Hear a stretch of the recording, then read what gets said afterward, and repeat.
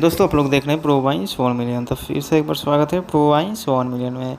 तो आज खेसारी लाल यादव के गांव पर आप लोग देखे ही होंगे कि कितना भीड़ था और उनके माता पिता जी के द्वारा प्रसाद का भंडार लगाया गया और छठ पूजा का प्रसाद जो भी होता है वो बांटा गया। और आप लोग बता दें खेसारी लाल यादव परसों लाइव आकर के बताए थे आप सबके कि रहने वाले ज़रूर हमारे गांव घर का पहुँचे और जो भी सामग्री वितरण किया जा रहा है वो रिसीव करिए और बहुत सारे प्यार आशीर्वाद दीजिए हमको।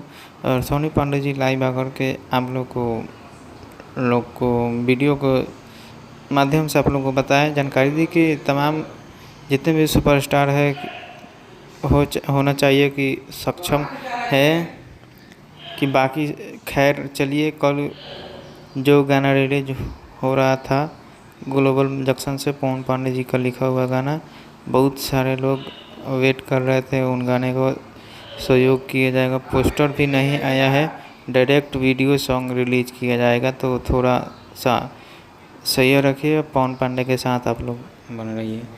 क्योंकि आप लोग को बता दें कि खेसारी लाल